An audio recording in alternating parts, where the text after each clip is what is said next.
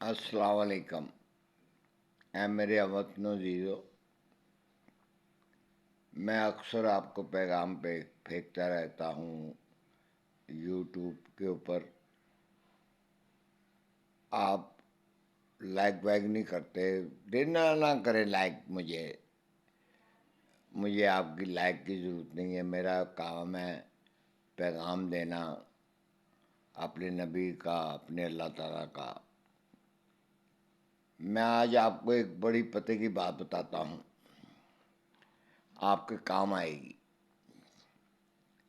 جب اپنی بچیوں کی شادی کریں نا آپ، تو ایک چیز کا دھیان رکھیں. غریب ہونا کوئی جرم نہیں ہے.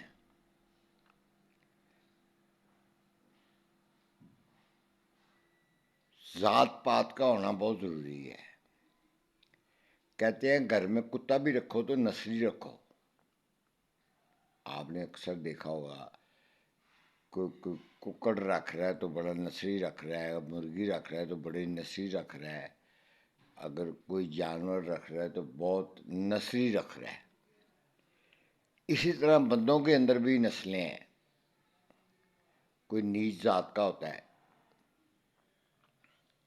اور گٹیا خاندان کا ہوتا وہ بھی انسان ہے، اللہ تعالیٰ کا بنایا ہوا، مگر فطرت اور خون کا اثر اس میں رہتا ہے. میرے بھی بڑے عزیز ہیں، بہت گٹیا خاندان کے ہیں، نیچ ذات کے ہیں. کوئی کچھ بنا ہوا ہے، اپنی ذاتیں چینج کی ہوئی ہیں. رنگ سفید ہونے سے آدمی کی ذات چینج نہیں ہو جاتی. ہوتا تو وہی نا جو اس کے اندر ہوتا ہے، منافقت. تو میرا کہنے کا مقصد ہے کہ یہ جو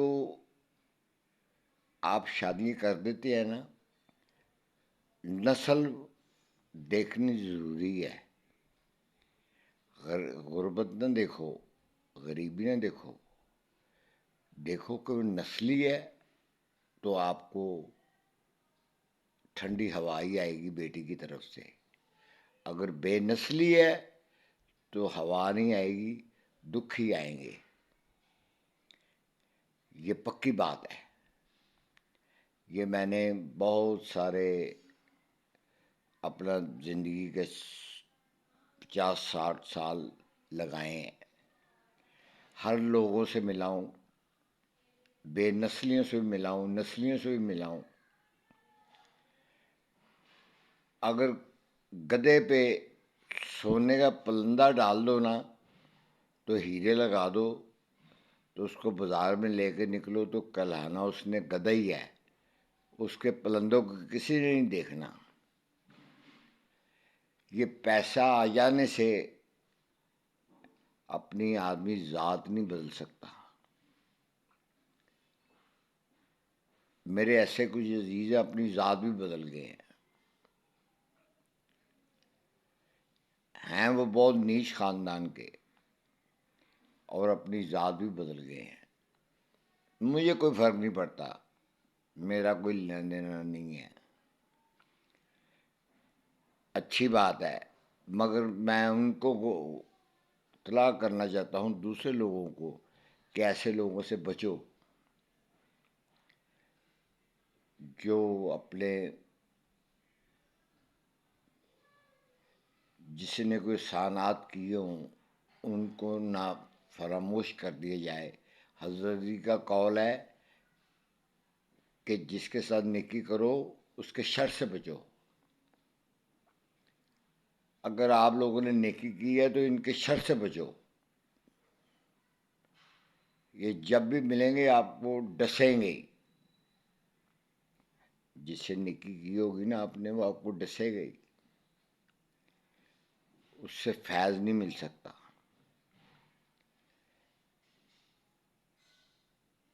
اب میں آ جاتا ہوں ان ہاسپٹلوں کی طرف جو میرے گورنمنٹ کے ادارے بڑے بڑے ہاسپٹل ہیں. شیخ زادہ ہاسپٹل ہے، گنگا رام ہے، میو اسپتال ہے.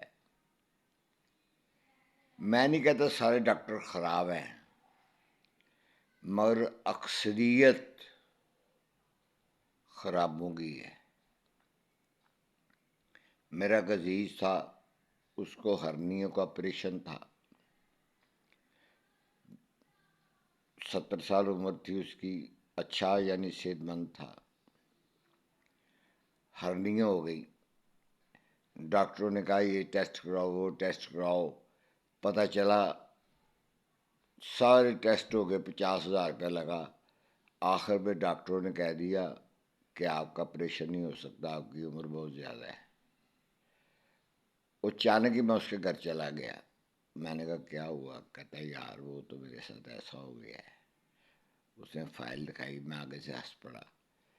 میں نے کہا یہ کارڈ ہے، سبزہ میں فلانی جگہ چلا جاؤ، یہ کارڈ دکھانا ڈاکٹر کو اور تمہارا کام ہو جائے گا۔ وہ تھوڑا وہمی تھا، اس نے کہا کوئی ایسے ہی نہ 2 نمبر ڈاکٹر ہو۔ وہ کارڈ لے کے گنگا رام چلا گیا ڈاکٹر کا۔ ڈاکٹر کہتے ہیں یہ کارڈ آپ کو کہاں سے ملا؟ یہ تو بہت بڑا سرجن ہے، یہ ایک وزٹ کرتا ہے اور تنخواہ لیتا ہے، اور گنگا رام میں بھی کرتا ہے، شیخ زاید میں بھی جاتا ہے، یہ بہت کام ہو تو آتا ہے، تو ہمیں لیکچر کرتا ہے تو چلا جاتا ہے۔ اس نے اپنی کلینک بنائی ہوئی تھی اور سارے ڈاکٹر اپنے ساتھ ملائے ہوئے تھے۔ وہ جو وہاں سے انکار ہو جاتا تھا نا،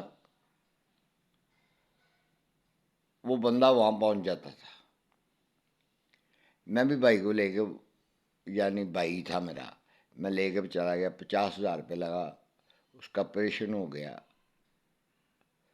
ڈاکٹروں نے منع کیا تھا کہ یہ آپریشن نہیں ہوگا۔ وہ سب کا استاد تھا، اس نے آپریشن کیا، 50,000 روپیہ لیا، رات کو آپریشن کیا، صبح انہوں نے اٹھے ڈاکٹر صاحب، چائے وائے پلائی ان کو، ساتھ ایک پتا گولیوں کا لکھ کے دے دیا کہ یہ روز کی ایک گولی کھا لیا کرو، آج کے بعد تمہاری ہرنیاں ختم ہے۔ اور ایسا ہی ہوا، وہ آدمی آج بھی چل پھر رہا ہے، اس کو کوئی پرابلم نہیں ہے۔ میرا کہنے کا مقصد ہے کہ اس بندے کا 50,000 روپیہ ان لوگوں نے، ہاسپٹل والوں نے لگوا دیا، اور خیر 50 وہاں لگا، اس کا کتنے میں پڑ گیا؟ 1,00,000 روپیہ۔ ہمارے ملک کے اندر نہ ڈاکٹر، سارے ڈاکٹر نہیں میں کہتا، کچھ ادارے میرے بڑے اچھے بھی ہیں، میں بھی یہ بھی کہتا ہوں، مگر اکثریت میرے اداروں کی خراب ہے۔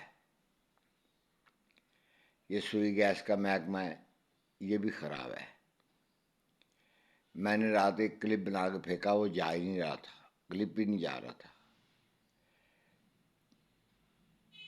انہوں نے لالہ زار کالونی، شاہ کمال روڈ پہ اوپر میرے پیپ ڈالے ہیں گلی کے اندر، سب کنیکشن کر دیے ہیں، میرے کنیکشن چھوڑے ہوئے ہیں۔ میرے سے گرمی سردی ہو گئی تھی، میں تو پیپ فٹر لاؤں گا، میرے دروازے پہ پیپ پڑا ہوا ہے، میں لگوا لوں گا، مجھے نہ وہ ایم ڈی اے کا ڈر ہے، نہ کسی کا ڈر ہے، مجھے اللہ کا ڈر ہے، اللہ بہت بڑا ہے۔ ایک بندے کا 20 سال سے میٹر لگا ہوا ہے، جبکہ گیس لگی ہوئی ہے، اس کا پائپ میرے گھر سے پاس سے جا رہا ہے، میں نے اجازت دی تھی پائپ گزار لو، اگر قانون ایسا ہے اگر میں اجازت نہ دوں تو گیس ہی نہیں لگا سکتا، مگر میں پڑوسی ہونے کے ناطے پڑوسی کا بہت حق ہوتا ہے۔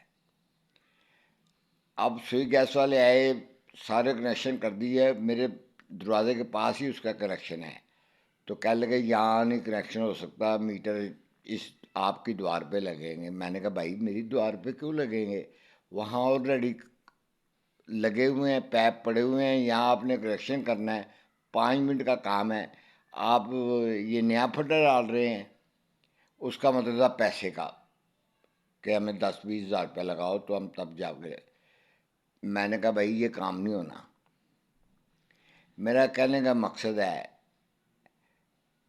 کہ 20 سال سے جو لگا ہوا تھا وہ غلط تھا. اب میری دیوار کے اوپر میں نے کل کو مکان اونچا کرنا ہے, وہ دیوار میں نے گرانی ہے, تو کیا کروں گا؟ آپ ہی مجھے بتا دیں. میں سوئی گیس کے ڈائریکٹر کو پوچھتا ہوں, آپ ہی بتا دو.